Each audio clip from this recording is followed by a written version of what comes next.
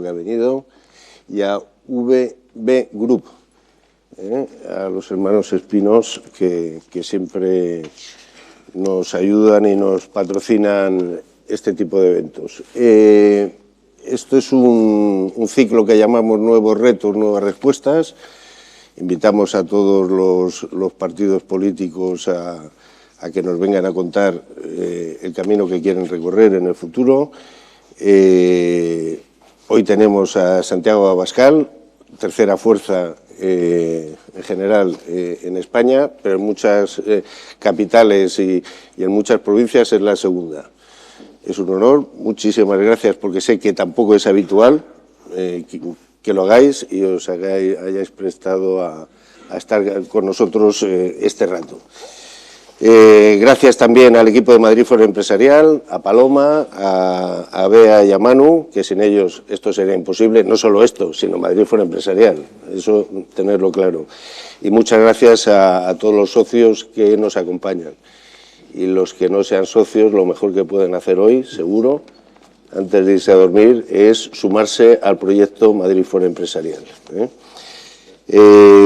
Vamos directamente con las preguntas, que son preguntas que nos han hecho llegar socios y juntas directivas. Yo voy a formular algunas y luego se incorpora Iñaki Ortega, que es socio fundador de Madrid Foro y director general de JIC, con otro grupo de preguntas. Todos los que estamos aquí somos empresarios, tus antepasados y tus padres eran tenderos, comerciantes. Yo prefiero la palabra tendero, como decía Isidoro Álvarez, y yo soy también tendero desde hace 3 generaciones. El principal freno de la inversión es la inseguridad jurídica para los empresarios. Dinos alguna medida que tomarías para que el tejido empresarial recupere la confianza. Bueno, en primer lugar, si me lo permiten, quería dar las gracias a Madrid Foro Empresarial, muy especialmente a su presidente, a Hilario, también a mi viejo amigo Iñaki Ortega, que conozco hace 32 años, y por supuesto a los patrocinadores de este evento, pero no puedo hacerlo ni puedo contestar preguntas sin hacer una referencia inicial a lo que está ocurriendo estos días, si me lo permiten. Y quiero hacerlo, aunque ya lo hemos hecho el minuto de silencio, honrando a las víctimas, lamentando profundamente los fallecimientos en la tragedia de Córdoba y deseando que para los familiares no solo exista toda la ayuda, sino sobre todo todas las respuestas que ellos necesitan y que los españoles precisamos en estos momentos. Pero yo creo que los españoles no esperan de mí simplemente que muestre mis sentimientos, no esperan que un político haga de plañidera, sino fundamentalmente que represente a quienes le eligen y que cumpla con sus obligaciones. Y yo creo que mi obligación en estos momentos, y lo digo porque ha habido cierto debate en relación a mis manifestaciones estos días, creo que mi obligación es decir la verdad y denunciar la corrupción que se está produciendo en el Gobierno y denunciar además todo lo que se desconoce en relación a esta tragedia. Lo digo porque yo no puedo callar el hecho de que maquinistas, usuarios, ingenieros estuvieran advirtiendo de los problemas que existían en las vías férreas españolas. No puedo obviar que al día siguiente de esta tragedia descomunal se haya decidido cambiar la velocidad del tren de alta velocidad en España de una manera drástica. El ministro hace poco estaba hablando de subirla a 350 km/h en un momento en el que se advertía de los problemas de la red ferroviaria y en el que los maquinistas pedían bajar la velocidad, y resulta que de la noche a la mañana, después del accidente, la velocidad en algunos tramos distintos al que se ha producido el accidente va a bajar a los 160 km/h, en lo que para mí es una declaración clara de autoinculpación. Hay quien se ha escandalizado porque en estos primeros momentos yo he señalado que nos gobierna la corrupción y la mentira, pero creo que es un deber cuando el anterior ministro de Transportes y responsable de la red ferroviaria está en prisión, cuando un consejero de Renfe Mercancías está en prisión, cuando la presidenta de Adif está imputada, cuando en esas empresas públicas y distintas contratas de las que han participado en la revisión de la vía en esos tramos, algunos pretendían colocar a sobrinas de nadie, y me parece que esto hay que denunciarlo con toda la contundencia. y que el luto, el silencio, no puede servir para ocultar la corrupción. La corrupción destruye la confianza en las instituciones y la corrupción mata. Y creo que lo que ha pasado ahora es una más de todas las catástrofes que estamos viviendo bajo este Gobierno, que está dando respuestas terribles en cada una de ellas. Aún 4 años después hay personas viviendo en barracones después del volcán de La Palma. Después de las inundaciones de La Dana, aún hay sentados en la Comisión Europea personas que han sido premiadas a pesar de parar las obras que habrían impedido esta tragedia. En la presidencia del Consejo de Ministros se sienta quien negó la ayuda internacional, dicho esto en el Parlamento francés y por el presidente de El Salvador, y quien retrasó la ayuda nacional. Hemos vivido también una tragedia en forma de epidemia en la que algunos se dedicaron a enriquecerse con la venta de mascarillas y a celebrar fiestas mientras los españoles estaban confinados. Hemos vivido el primer apagón de nuestra historia, que no se ha producido ni siquiera en los momentos luctuosos, pues yo me atrevería a decir que ni de la guerra civil, y aún no hay respuestas. Y ahora nos dicen que tenemos que esperar 1 año, 1 año y medio a que nos digan qué es lo que ha pasado. Y algunos sabemos que la corrupción mata, y lo vamos a denunciar con toda claridad, nos digan lo que nos digan, y bueno, yo no quería dejar de decir esto en primer lugar porque me parece que con lo que está ocurriendo yo no podía ponerme a contestar sobre cualquier otra cuestión. En relación con la seguridad jurídica, creo que un Gobierno que ha colonizado todas las instituciones, un Gobierno que se ha sostenido en la mentira para acceder al poder y en la corrupción, es la mayor amenaza para la seguridad jurídica que desean los empresarios y cualquier proyecto que quiera sostenerse o ponerse en marcha en el corto y en el medio plazo. Y creo que eso destruye el clima empresarial, pero creo que no es el único problema. Me parece que lo primero que se ha hecho con los empresarios desde hace mucho tiempo es criminalizarles, convertirles en personas que aparentemente lo único que quieren es ganar dinero sin importarles las condiciones laborales y sin importarles los impuestos que había que pagar. Lo siguiente que se ha hecho es expoliarles con unos impuestos totalmente abusivos que no paran de crecer y que sirven, porque no son los que sean muy elevados, sino que sirven para sostener gastos en muchos casos inaceptables y de carácter ideológico. Lo tercero que se ha hecho con el tejido empresarial, y en eso ha tenido una gran responsabilidad el búnker de Bruselas, y con los votos, en este caso, del Partido Socialista y del Partido Popular durante décadas, es convertir a los empresarios en comisarios de la aplicación de políticas ideológicas en formas de fanatismo verde, de políticas de género, de igualdad, el Acuerdo de París, el Pacto de la Inmigración, la Agenda 2030 y todas estas cosas que muchos empresarios se ven obligados a poner en sus planes por la presión legislativa. Y después de todas esas zancadillas, criminalización, asfixia fiscal, y después de convertirles en burócratas o en comisarios políticos contra su deseo, se les dice que tienen que salir a competir, por ejemplo, en Mercosur o en África, y hacerlo con personas que no tienen ni nuestra legislación laboral ni nuestra legislación fitosanitaria y, por lo tanto, condenando a nuestros productores agrícolas o industriales de una manera clara. Creo que esa es la deriva de Europa y quizá luego podemos hablar algo más de eso, pero a mí parece que los empresarios antes y originalmente eran y debían ser personas que se levantaban para ofrecer un servicio o para producir un bien, y a día de hoy se levantan y una parte de su función es verse convertidos en burócratas, en oficinistas. Esto es especialmente sangrante probablemente en el campo, y hemos visto durante estos días, tanto en Extremadura como en Aragón, esa denuncia por parte de agricultores y ganaderos. Y me decía hace poco un empresario de Madrid que tiene 400 empleados, dice: yo antes me levantaba con la idea de crear más empresas, de abrir más restaurantes, de dar empleo a más personas, de que mis trabajadores de tener más beneficios y que mis trabajadores pudieran cobrar más y estuvieran contentos.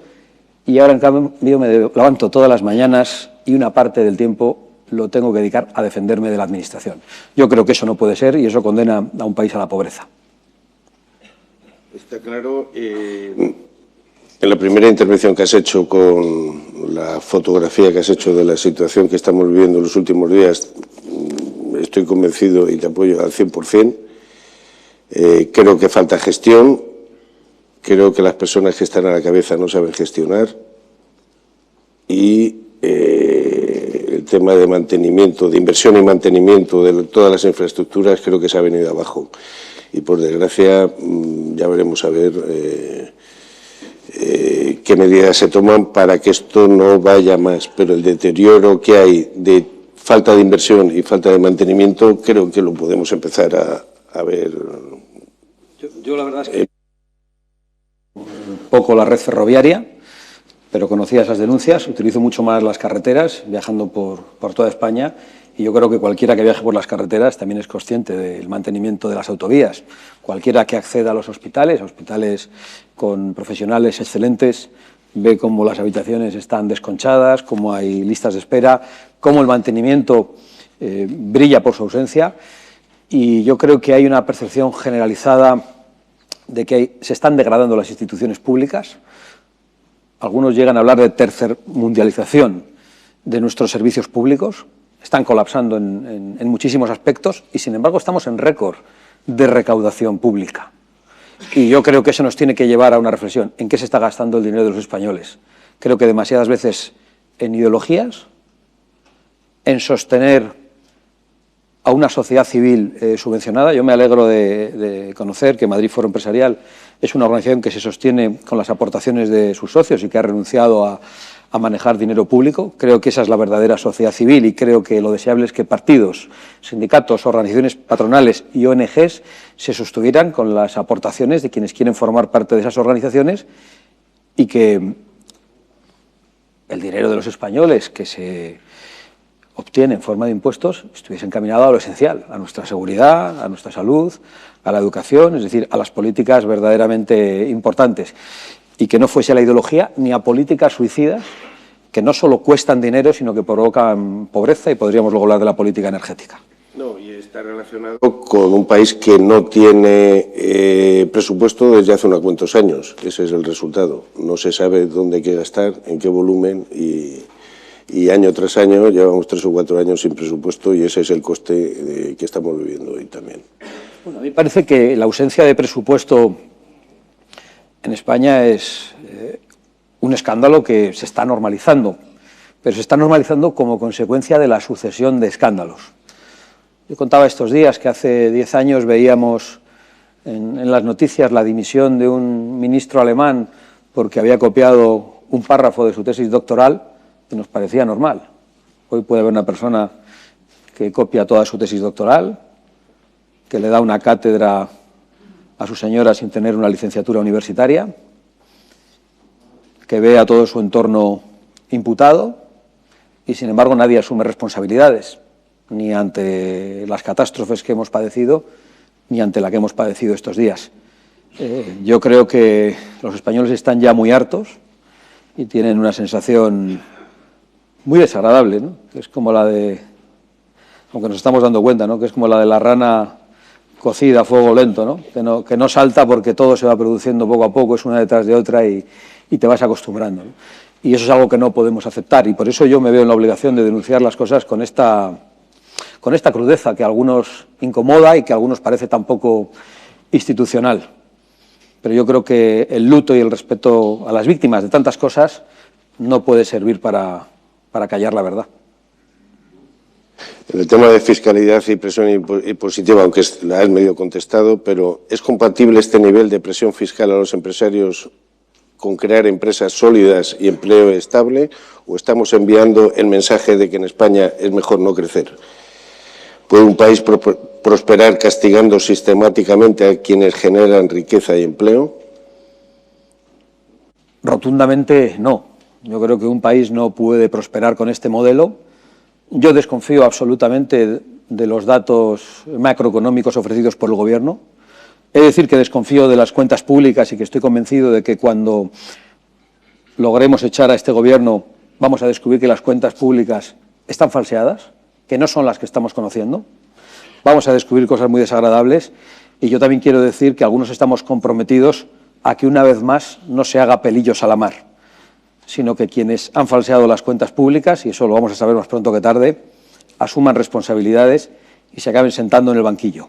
Pero más allá de eso, yo creo que las políticas socialistas han fracasado siempre y en todo lugar, Creo que los datos macroeconómicos, además de estar maquillados y ofrecidos como interés al Gobierno, no tienen nada que ver con la España real y con la economía real, no tienen nada que ver con lo que las familias perciben a final de mes, no tiene nada que ver con la cesta de la compra, no tiene nada que ver con las dificultades de acceder a la vivienda y con gravísimos problemas estructurales que tiene la economía española y que están provocados por políticas económicas públicas sostenidas durante mucho tiempo por dos partidos, pero acrecentadas en este momento por el Partido Socialista hasta unos límites insoportables.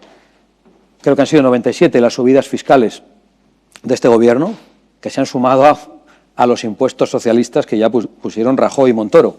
Yo le he escuchado al expresidente Rajoy en alguna charla de este tipo bromear, incluso reírse diciendo yo me comprometí a bajar los impuestos y luego tuve que subirlos. Y, bueno, de alguna manera manifestando que los políticos no podían hacer siempre lo que querían. No, no tuvo que subirlos, decidió subirlos, porque no estaban dispuestos a cometer una gran reducción del gasto público improductivo e incluso del gasto público destructivo en determinadas agendas ideológicas. Y esto lo he experimentado porque hemos tenido que negociar con el Partido Popular en muchas regiones y bajar un impuesto o reducir un gasto o eliminarlo es toda una odisea en la negociación. A veces están dispuestos a hacer grandes declaraciones ideológicas contrarias incluso a las que venían haciendo con tal de obtener unos votos, pero cuando estamos hablando de reducir impuestos o de eliminar gastos, y estoy acordándome ahora, por ejemplo, de lo difícil que fue para nosotros lograr la reducción drástica de la financiación a los sindicatos y organizaciones patronales en Castilla y León, pues veo las resistencias que se producen entre el bipartidismo a contener el gasto público ideológico o improductivo. No solo eso, en cuanto nosotros salimos por la puerta de esos gobiernos, inmediatamente se restituyó a los sindicatos y se les dieron de nuevo esas financiaciones que tenían e incluso se superaron. Y yo creo que esto dificulta mucho las cosas. Por eso cuando a veces nos piden unidad, yo digo, bueno, unidad sí, pero ¿sobre qué base? Nosotros siempre hemos pensado que el futuro pasa inmediato, el futuro inmediato por reducir el gasto público, por reducir la grasa del Estado todo lo más posible y que hay margen de sobra para reducirlo y luego, desde luego, bajar los impuestos a todos los niveles. Y una propuesta que hicimos en las últimas elecciones a todos los partidos era los delitos de malversación de dinero público que no prescribieran. Yo creo que es una propuesta que está realmente bien, porque robar el dinero público es una de las peores cosas que puede hacer un político. Digo de las peores, porque hay otras peores, que es robarnos la patria, porque hay decisiones políticas que no se interpretan como corrupción, pero que sin ninguna duda lo son también. Robar el dinero del erario es muy grave, pero tratar de robarnos una parte del territorio violentando la Constitución y su fundamento, que es la unidad nacional, también es un acto de corrupción. Y yo creo que después del acto de corrupción que representa el separatismo golpista, el mayor acto de corrupción que puede ocurrir, robar dinero del erario. Si además eso va acompañado de unos servicios deficientes que provocan muertes, pues ya estamos ante la corrupción de las corrupciones y, por lo tanto, yo simpatizo absolutamente con esa reflexión que ha hecho. Muy bien. Oye, pasamos a Europa. Los fondos Next Generation se anunciaron como una oportunidad para cambiar el modelo productivo del país, que iba a llegar a las pymes y a las grandes empresas también, ¿por qué no? Al final se lo ha llevado el Estado, lo público, a las empresas no nos ha llegado y, desde luego, del mundo empresarial a las pymes no nos ha llegado prácticamente nada. Al final no hemos sido capaces de gestionar 60.000 millones, me parece que han sido, y que se han rechazado, y ahora de repente se crea un fondo soberano de 10.000 y pico millones que van a generar 120.000, ahora de repente. ¿Qué sensación tienes sobre los fondos Next Generation? Para nosotros, una oportunidad perdida. En relación a los fondos europeos, en general, hago la misma denuncia que acabas de formular, y es que no han ido a la economía real, sino que 90 de cada 100 receptores han sido empresas públicas. Por cierto, y entre ellas principalmente Renfe y Adif. Renfe y Adif han sido los principales receptores de los fondos Next Generation. Y esta es una denuncia que hay que hacer, porque han sido los principales receptores, pero realmente han ido al mantenimiento de las infraestructuras, de la red ferroviaria, de los trenes. Parece que no, parece que no. Pero en todo caso, yo quiero hacer una reflexión superior sobre la Unión Europea y sobre Europa, porque creo que cuando el rumbo político de una organización política como la Unión Europea tan importante es profundamente equivocado, creo que nuestra labor es cambiar el rumbo, no pensar en si la cubierta está limpia o si el capitán tiene un catarro.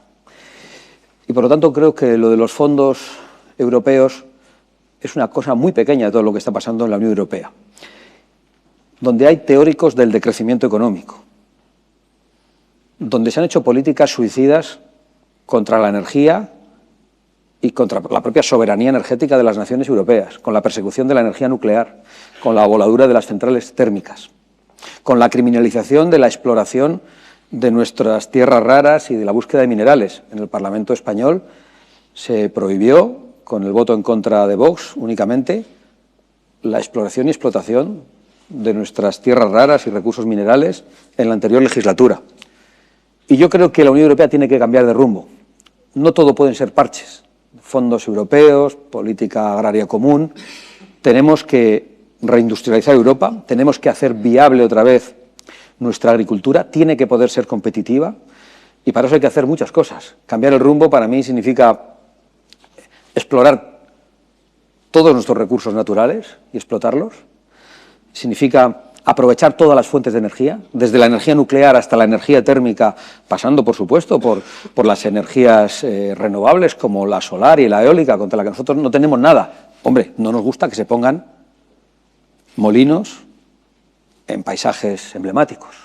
No nos gusta que se pongan placas solares en tierras de cultivo. España es muy grande, hay amplias zonas improductivas y despobladas donde se puede hacer esto.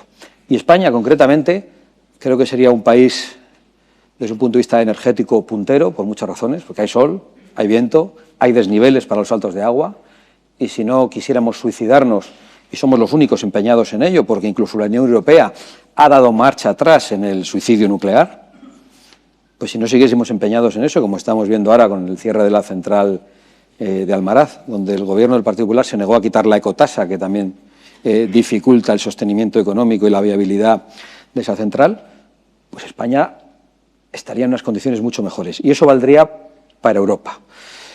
Y en tercer lugar, yo creo que hay algo muy importante que habría que hacer, que es la interconexión de todas las cuencas, que sería algo importante para la energía también, y para el regadío y, por lo tanto, para nuestra producción. En lugar de hacer eso, no hay más que zancadillas a los productores en Europa, restricciones de carácter ideológico, como he señalado, en forma de Pacto Verde, de Acuerdo de París, y se pretende que así compitamos en un mundo donde cada potencia intenta defender sus intereses y donde todas esas restricciones no se las pone ni Estados Unidos, ni China, ni Rusia, ni India, solo los europeos, que estamos decididos a empobrecernos y a destruir las clases medias y a destruir nuestra prosperidad.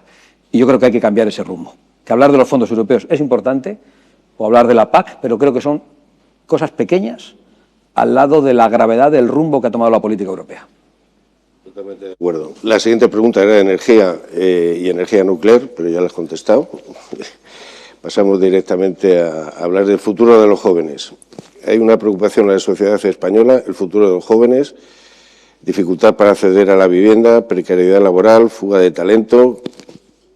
Todos esos chavales que acaban la carrera con el esfuerzo de los padres, por supuesto de ellos, ¿no? Pero el patrocinio de los padres y patrocinio del Estado lo disfrutan otras ciudades, otros países.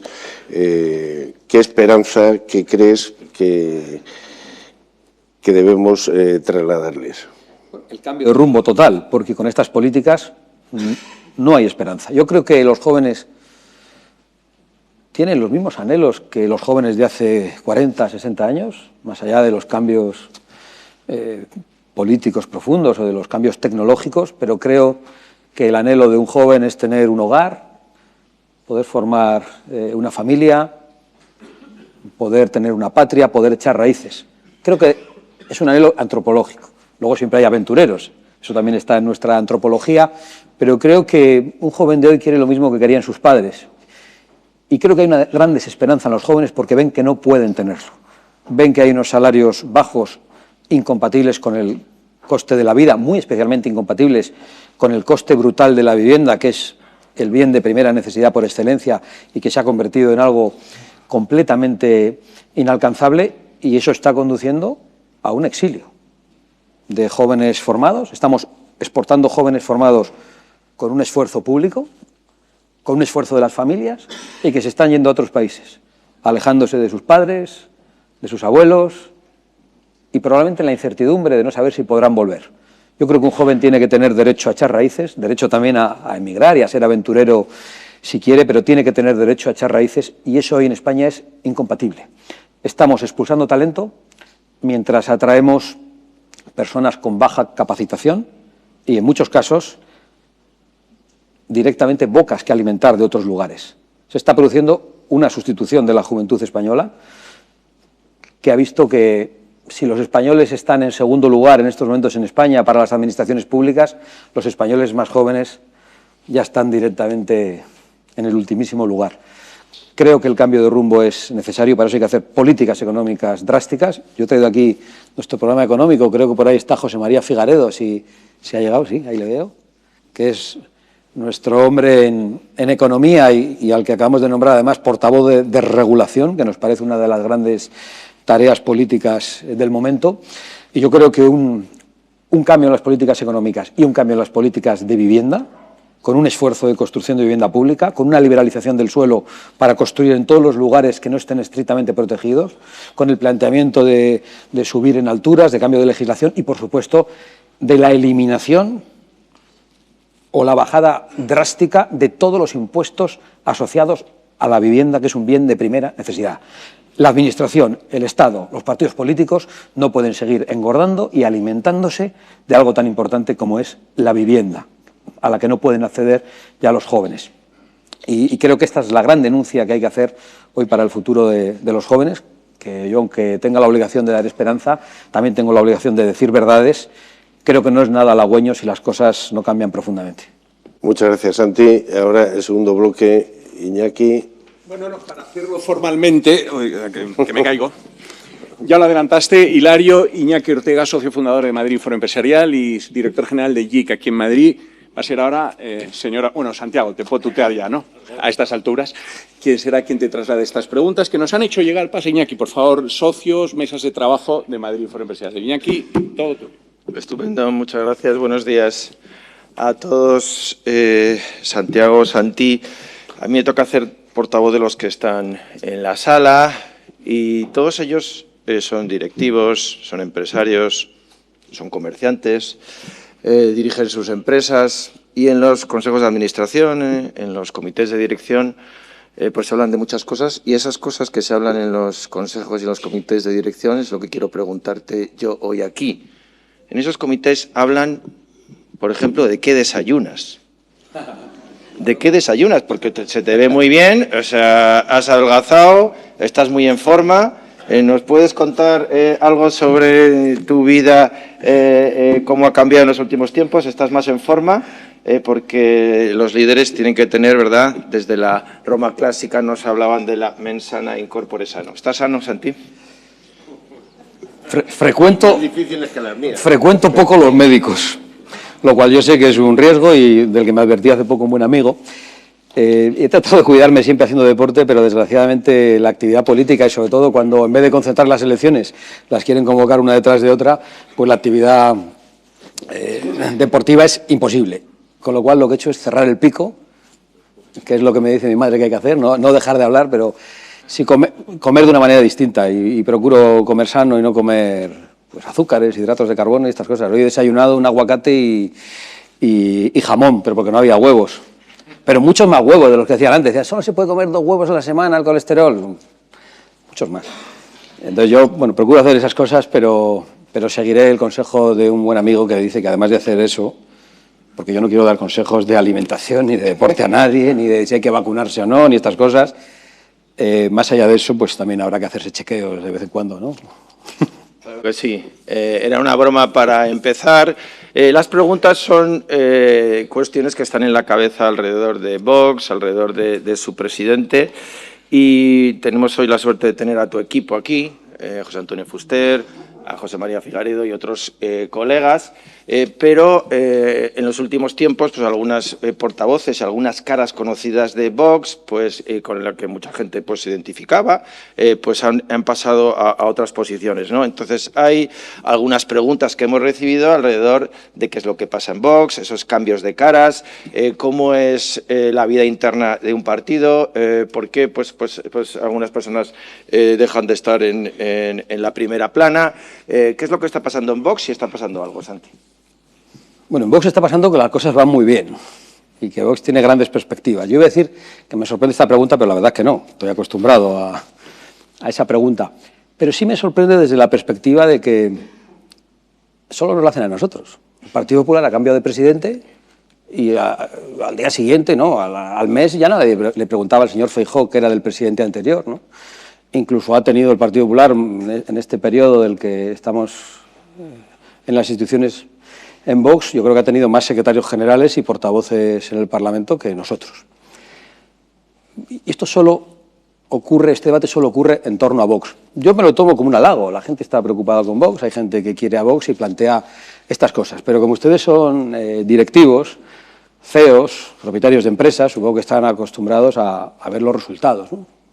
A ver las cuentas, el balance, los beneficios, y a veces se producen cambios directivos, porque hay alguien que se va, porque le fichan en otro lugar, porque se cansa, porque no aguanta, porque se enfada, porque se le cesa. Y si eso ocurre y un año después los resultados son mucho mejores, ¿ustedes realmente en las empresas se preguntan o se acuerdan de esos directivos? Yo creo que no.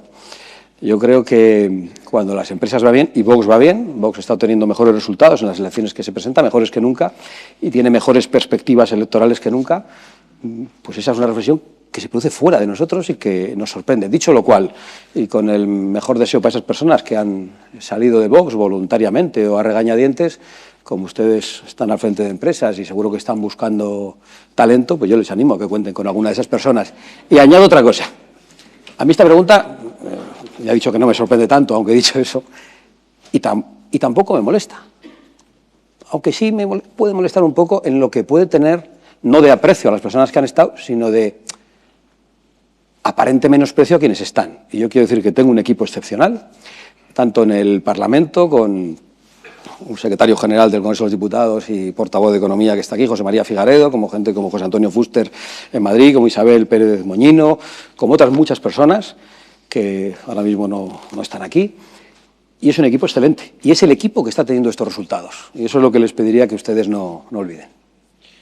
Y le damos la enhorabuena por los resultados. Decía el presidente de Madrid Foro Empresarial, tercera fuerza política, decía segunda en muchos sitios y yo añado y primera en muchos municipios. Por tanto, es el momento, o lleva siendo ya el momento, en el que Vox empieza a ser una fuerza de gobierno.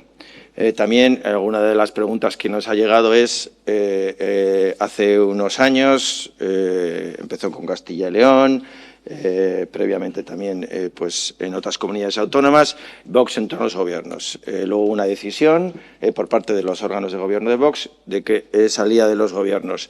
Estamos en una vuelta a los gobiernos en este momento y lo digo pues especialmente en un calendario Santiago, de negociación en Extremadura, que es pública, en la que van a venir elecciones. ¿Hay una vocación de gobierno de Vox en este momento? Por supuesto. Siempre hay una vocación de gobierno en Vox. Nosotros nos presentamos para gobernar. No nos presentamos ni para molestar, ni para denunciar, ni para ser una fuerza política protesta. Nos presentamos para gobernar.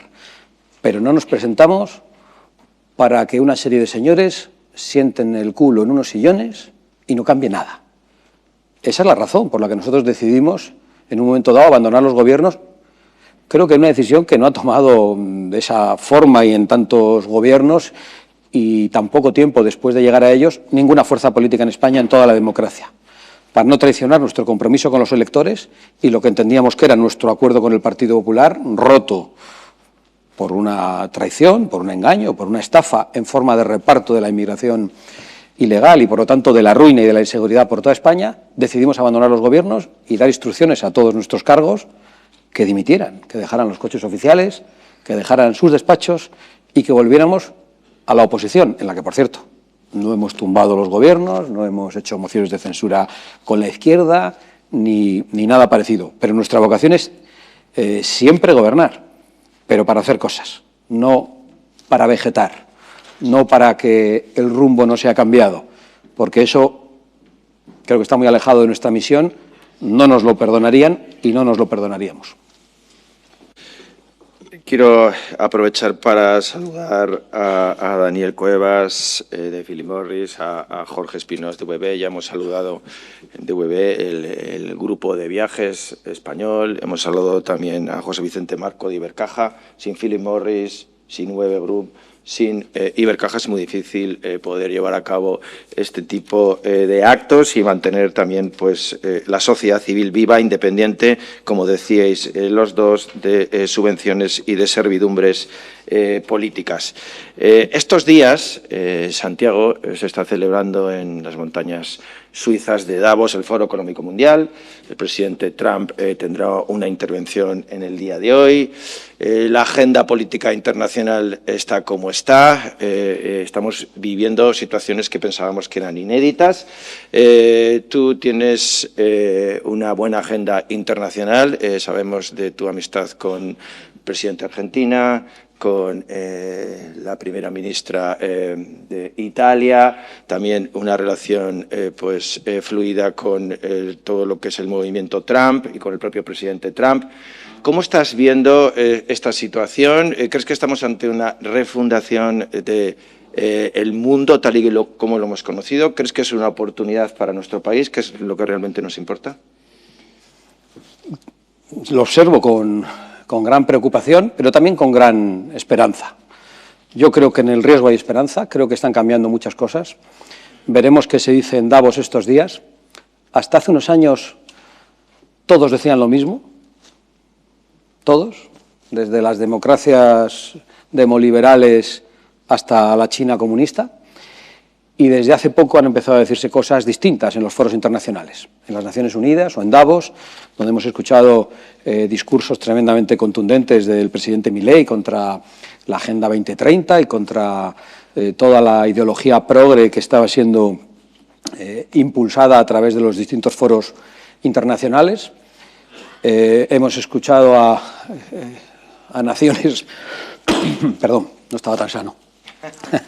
Hemos escuchado a naciones importantes como Estados Unidos hacer un gran viraje en sus políticas internacionales, acabando con los fondos USAID, que buscaban la intervención en todos los lugares, que tenían carácter ideológico, como muchos de los fondos de Bruselas. Les hemos visto salir del Acuerdo de París, y yo creo que eso abre grandes perspectivas, en las que solo la Unión Europea se está quedando atrás, y por lo tanto solo la Unión Europea y solo España se están quedando atrás.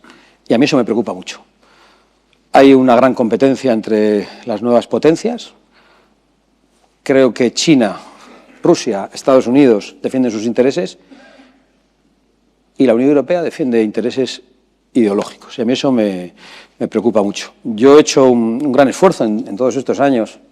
Tú ya sabes que soy de Amurrio, Iñaki, pues casi como Paco Martínez Soria, con una maleta recorriendo el mundo y haciendo una labor diplomática en favor de España, en momentos muy complicados, reuniéndome con líderes políticos muy importantes y controvertidos, desde el presidente Trump hasta el primer ministro de Israel, en un momento en el que Sánchez recibió el aplauso de Hamás y algunos de nuestros intereses se pusieron en riesgo, lo que tiene que ver con la unidad nacional, en primer lugar, los intereses de Ceuta y Melilla, y yo he estado haciendo labor diplomática. En esa misma labor he procurado impulsar desde la Fundación Disenso, que aprovecho a promocionar y a pedirles que conozcan, porque solo se conoce por las mentiras del presidente del Gobierno, pero ha hecho una labor internacional extraordinaria, muy especialmente en Hispanoamérica. tratando de dar respuesta al Grupo de Puebla y al Foro de Sao Paulo, impulsando el Foro de Madrid, con la Declaración de Madrid que ha sido firmada por Meloni antes de ser primer ministro, por Milei antes de ser presidente, por José Antonio Caz, que también es un buen amigo antes de lograr la presidencia de Chile. Fue firmada el otro día por Abelardo de la Espriella, que es en estos momentos el que está primero en las encuestas en Colombia. Es decir, Vox está tratando de que allí donde España tiene intereses, y sin ninguna duda en Hispanoamérica los tenemos, las cosas cambien. Y que ya no sea todo como Venezuela, como Cuba, como Nicaragua, sino que esas naciones que pueden ser ricas tengan otros gobiernos, defiendan la democracia, el Estado de Derecho, exista seguridad jurídica y deje de haber comunistas y ladrones. Y hemos hecho también un gran esfuerzo en la Unión Europea con una alianza más allá de nuestras diferencias con muchas fuerzas políticas, pero hoy somos aliados del primer partido de Francia, del primer partido de Italia y del cuarto partido de Italia, del primer partido de Alemania en las encuestas, del primer partido de Austria, del primer partido de Polonia, aunque luego se hace una coalición en contra, del primer partido de Holanda, del primer partido de la República Checa. Y yo creo que hoy Vox tiene unas relaciones internacionales muy importantes que nosotros deseamos poner al servicio de España y de la defensa de los intereses de España en todos los foros internacionales. En la OTAN, por ejemplo, diciendo que a nosotros, en estos momentos que se habla tanto de Groenlandia o de otros conflictos, lo que nos interesa es Ceuta, Melilla, Canarias y nuestros territorios. Nos interesan nuestras cosas, en primer lugar. Y eso es algo que, desgraciadamente, en la política internacional de España está quedando postergado en los últimos tiempos. No sé si me he ido por los cerros de Úbeda, Iñaki, pero bueno, quería... Has contestado claramente a lo que te he preguntado. Citabas a Venezuela, tenemos la suerte de contar con nosotros con Leopoldo López.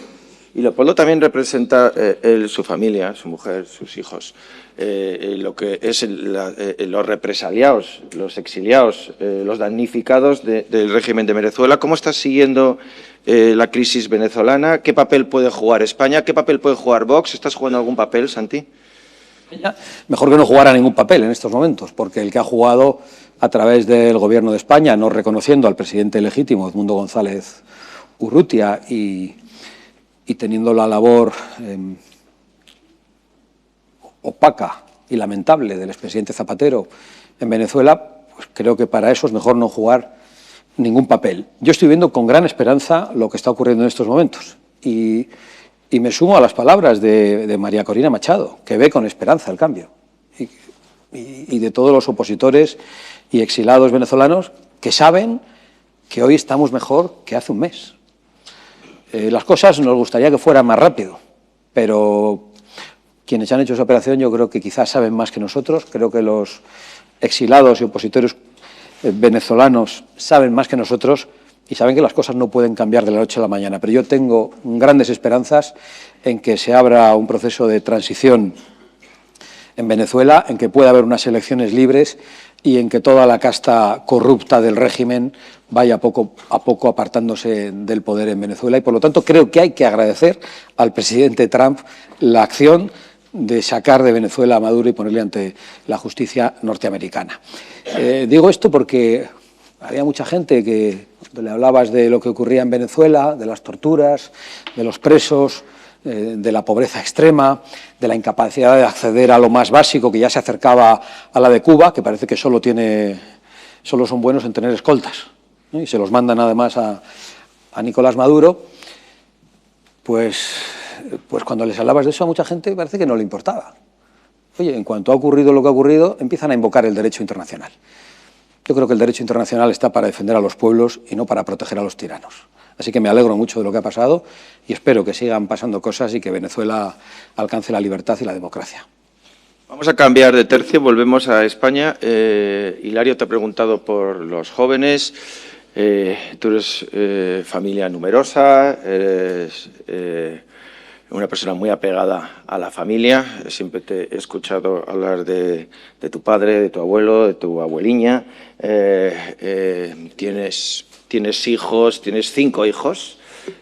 ¿Cuál es la política de familia que defiende Vox? ¿Qué puede hacer los poderes públicos para también no solo hablar de los jóvenes, sino también hablar de las familias e incluso hablar de las personas mayores, de esa abuela tuya, de esos abuelos que has tenido y que tiene que ver con las pensiones, que parece que ahora pues también los pensionistas y las personas mayores pues parece que son los culpables de que el país pues no esté bien, ¿no?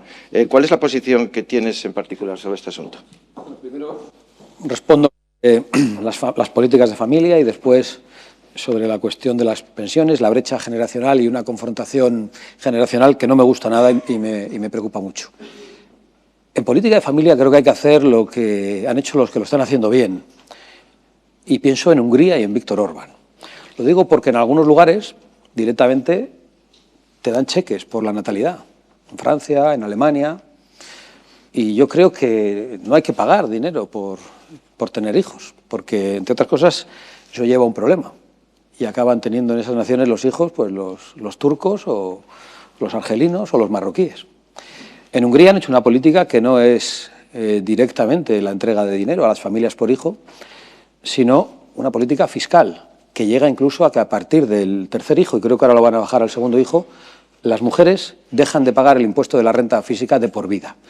Me parece que es una forma muy adecuada de premiar a quienes traen hijos al mundo, a quienes se entregan a los demás, también trayendo hijos si es que pueden tenerlos, y me parece que los poderes públicos lo mejor que pueden hacer con las familias es beneficiarles desde un punto de vista fiscal. Creo que el ejemplo de Hungría es paradigmático.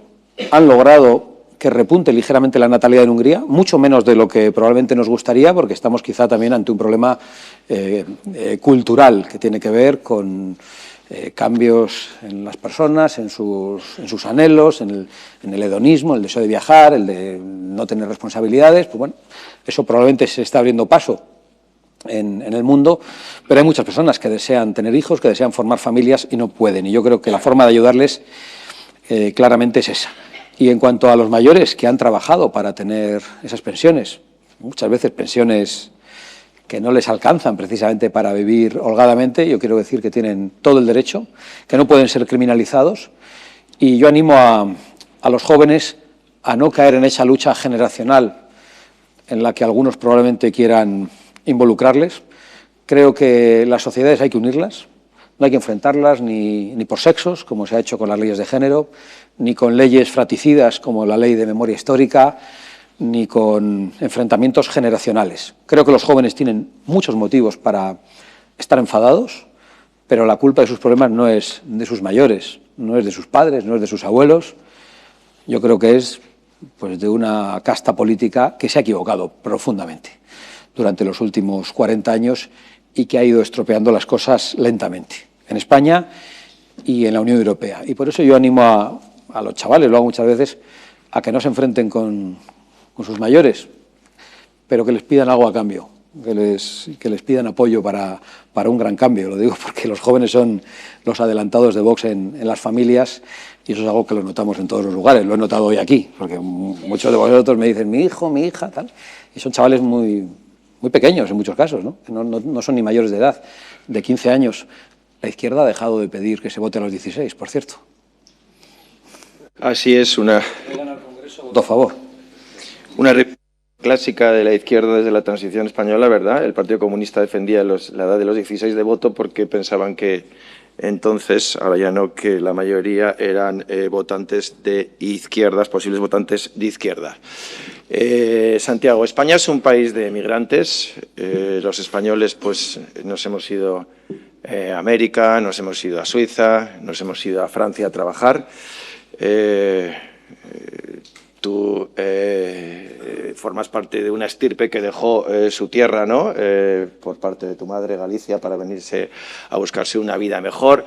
Esa identificación entre España y tener que emigrar nos lleva al tema de la inmigración y cómo pues ese es un asunto en el que Vox ha puesto el acento y en el que pues hay mucha desinformación a raíz de lo que piensa Vox o no. Por eso creemos que es una buena oportunidad para que traslades a este foro cualificado pues la posición de Vox en este ámbito para que quede muy clara. Que la posición de Vox, aunque me pidas que la aclare, es muy contundente. Y habrá mucha gente que seguirá pensando que es una posición demasiado dura. Pero ciertamente España es un país, como creo que todos los países del mundo en algún momento de su historia, que ha tenido emigrantes, aunque yo no considero emigrantes a las personas que se mueven en España. Yo creo que un español en España no es un emigrante, es un español que cambia un poco su lugar. De hecho, yo cuando voy por ahí de campaña electoral, pues no me gusta mucho que me den la bienvenida. Digo, no, yo estoy en casa, aquí en Barcelona, en Extremadura o en cualquier lugar, y yo desearía que cualquier español sienta lo mismo en nuestra tierra vasca, en la de Iñaki y en la mía, ¿no? Y, por lo tanto, no te diría que provengo de una familia de migrantes, aunque la madre de esa persona que mencionabas, de la abueliña, que todavía vive con 97 años, tuvo que emigrar con 14 añitos a Argentina para servir en una familia. Era una familia muy pobre, tuvo que emigrar, después volvió, incluso algún otro bisabuelo también emigró y después volvió, no como indianos, no enriquecidos, más bien con el rabo entre las piernas, sin que las cosas le fueran bien. Pero yo creo que no se puede comparar la emigración española de aquellos momentos, que era bien acogida, entre otras cosas porque era de la misma cultura, porque iba con orden, respetando las leyes, con una gran parte de la inmigración que estamos recibiendo en estos momentos. Yo creo que cuando un país como España recibe en los últimos 5 años 3 millones de inmigrantes, el año pasado, según los datos públicos, creo que fueron 600.000, y ya nos dicen que van a llegar otros 600.000, es decir, ya asumen que las fronteras están agujereadas, cuando esos son los números de la inmigración en España, pero los servicios públicos son los mismos, los hospitales los mismos, el número de médicos los mismos, los policías los mismos y las viviendas las mismas, tenemos un colapso en el sistema sanitario, especialmente cuando nos dicen que la sanidad es universal, incluso para los que no la pagan y vienen de fuera. Hay hasta turismo sanitario. Muchas veces sabemos por qué están colapsadas las urgencias. Hay un colapso en el mercado de la vivienda, que tiene que ver también con la llegada masiva de personas que tienen la mala costumbre de querer vivir en una casa. Es normal, pero aquí no se están construyendo más casas. Y hay un colapso en la seguridad por la incapacidad de una parte de la inmigración para adaptarse. Porque hay personas que vienen con la mejor intención, que han venido a España, que están trabajando codo con nosotros, que comparten nuestros valores, o al menos que no quieren imponer los suyos. Hay otros que suponen un problema desde el punto de vista del colapso de las instituciones, desde el punto de vista de la seguridad y desde un punto de vista civilizacional. Porque hoy las mujeres están en mayor riesgo en España de lo que estaban antes. Vienen personas que no respetan a las mujeres, que piensan que la mujer es un ser inferior. Se han multiplicado las violaciones en España desde que Sánchez llegó al poder. Y eso está pasando, entre otras cosas, por unas políticas migratorias concretas. Con esto yo no criminalizo a todos los inmigrantes ni a todos los procedentes de un lugar.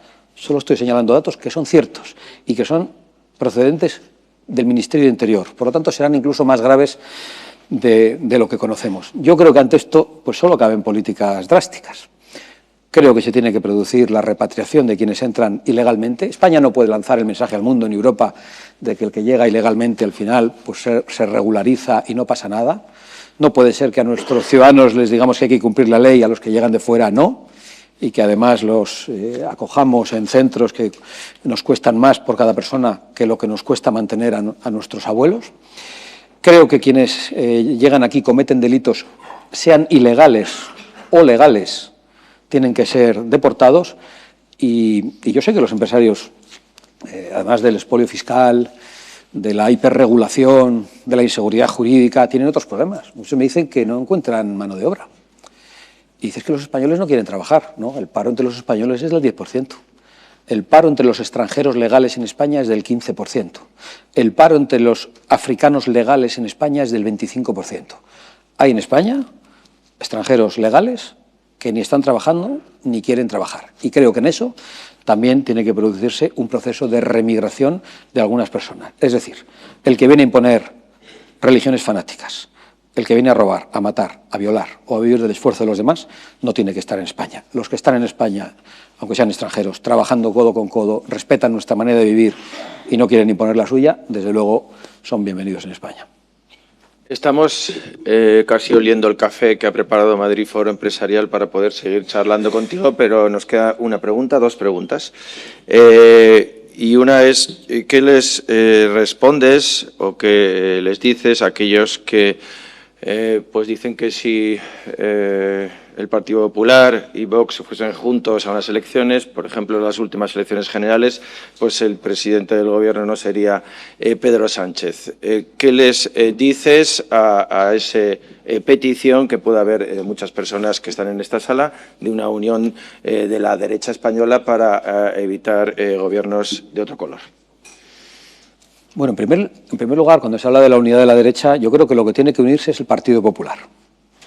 Porque el Partido Popular, aunque formalmente sus estructuras y sus dirigentes están unidos, no diría que están peleados, dice cosas distintas en función del territorio. El Partido Popular en La Rioja se opone al concierto económico vasco y en Bilbao y en Álava lo defiende. El Partido Popular en Murcia defiende el Plan Hidrológico Nacional y en Aragón dicen otra cosa. El Partido Popular tiene unas políticas lingüísticas en la Comunidad Valenciana pactadas con Vox y otras muy diferentes en Galicia. El Partido Popular en algunos lugares ha promovido el cierre de centrales nucleares, lo hizo en la última hora el Partido Popular de Álava, con el señor Maroto al frente, y sin embargo en otros lugares, y sobre todo ahora, parece que quiere mantener la energía nuclear. Entonces yo creo que en primer lugar tiene que unirse el Partido Popular. En Vox, aunque las preguntas que me hacen parece que hay muchas peleas, la política es una, los mensajes son unos. Ahora bien, esa idea de que si nos presentamos juntos ganamos, yo la pongo en cuestión. En primer lugar, porque hay muchos partidos populares. En segundo lugar, porque el Partido Popular y Vox no son lo mismo. En tercer lugar, porque la derecha ya estaba unida en el Partido Popular y en muchos sitios no conseguía ni acceder al poder. El ejemplo es Andalucía. En Andalucía el Partido Popular solo, en los peores momentos de corrupción socialista, no logró ganar. Después surgió Ciudadanos, sumando con Ciudadanos tampoco logró ganar. Después surgió Vox, tres fuerzas políticas en el ámbito de eso, que yo creo que es cada vez más erróneo, pero que se conoce como centro-derecha, lograron esa mayoría. Hoy en Extremadura, entre el Partido Popular y Vox, tienen el 57-58% del voto. En Andalucía parecido, en Murcia por encima, en Madrid. En Aragón probablemente se van a tener resultados similares. ¿Por qué? Porque creo que esas ideas de derecha, centro-derecha, son un poco caducas. A nosotros nos votan muchas personas que habían votado al Partido Popular. Nos votan muchos abstencionistas que se habían desentendido de la política, porque no se sentían identificados, porque no les gustaba el modelo autonómico, porque no les gustaba el modelo global del que participaban el Partido Popular y el Partido Socialista. Nos votan muchos jóvenes que votan por primera vez y nos votan muchas personas que votaban a la izquierda. ¿Por qué? Porque les hemos dado respuestas en sus problemas en el campo, en el mundo rural, con la caza. Nos votan muchas personas vinculadas a la producción de energía porque defendemos sus puestos de trabajo. Nos votan muchas personas, muchos hombres y muchas mujeres también que tienen relaciones familiares con esos hombres afectados por las políticas de género. Es decir, nos votan también muchas personas procedentes de núcleos urbanos desfavorecidos que tradicionalmente votaban a la izquierda porque les defendemos de las políticas migratorias masivas que destruyen la convivencia en sus zonas. Entonces, nos vota gente muy distinta, con lo cual yo creo que esa idea de la unidad de la derecha es un poco quimera. Dicho lo cual, para no desesperar a nadie, hay un modelo de colaboración entre fuerzas políticas similares a Partido Popular y Vox, y es Italia. Es la vía de Giorgia Meloni. Giorgia Meloni encabeza un gobierno en el que está el socio del Partido Popular, que es el partido de Berlusconi, y en la que está también la Lega, que la dirige Matteo Salvini, que está en Patriots como nosotros. Nosotros, por suerte, tenemos buena relación tanto con Fratelli d'Italia como con la Lega. Ese modelo ya se produce en Italia, pero Italia es la excepción. En Polonia, nuestro socio ve que hay un pacto enfrente pues, de fuerzas de izquierda con los socios del Partido Popular. En Austria ocurre lo mismo, a pesar de que la primera fuerza es nuestro socio. En Francia viene ocurriendo desde hace mucho tiempo. En la Unión Europea ni digamos. El Partido Popular tiene acuerdos con el Partido Socialista en la Unión Europea. Ha habido una excepción, que es la mayoría Venezuela, donde votaron por primera vez en mucho tiempo el Grupo de Patriotas, que es la tercera fuerza de la Cámara, que presido yo, el Grupo de Conservadores y Reformistas, que es en el que estábamos antes, y es el de los polacos, del PiS y Giorgia Meloni, y el Partido Popular. Es decir, hay una mayoría alternativa. Y si esa mayoría alternativa no opera políticamente en Bruselas, es porque la mayoría del Partido Popular Europeo y probablemente del español, con González Pons a la cabeza, quiere seguir manteniendo esos acuerdos con el Partido Socialista. Entonces, es complicado, porque luego el Partido Popular es un, desde un punto de vista de la negociación, es un negociador flete, flojo, salvo con nosotros. En Ceuta no sé con quién han pactado la imposición del menú halal a los escolares, incluso a los niños cristianos. En Bruselas, pues el Pacto Verde, el Pacto Migratorio, todo eso lo han pactado con el Partido Socialista. La subida del número de diputados en Castilla-La Mancha la acaban de pactar con el Partido Socialista. Cada vez que nosotros tenemos que pactar con el Partido Popular es el negociador más duro, precisamente con nosotros. Puede negociar con Pujol sin problemas, entregando muchas cosas, con Arzayus sin problemas, entregando muchas cosas, puede negociar con los socialistas, puede negociar con los comunistas teniendo un gobierno monago en Extremadura, y resulta que negociar con Vox se le hace cuesta arriba, pero si la mayor parte de sus votantes piensan como nosotros. Y a mí eso es algo que me sorprende. Así que con esta respuesta creo que ya he puesto la responsabilidad donde está, en eso que llaman unidad de la derecha. Terminamos. Santi, no sé si quieres decir algo al final. Yo te voy a dar a elegir dos preguntas. Puedes elegir entre responder algo de futuro a corto, habrá elecciones en España, o algo de futuro a largo, ¿dónde te ves tú en 5, 6, 7, 8, 9, 10 años, ahora que todos planificamos nuestro futuro? ¿Cuál prefieres responder? Te respondo a las dos. La primera no la he hecho nunca.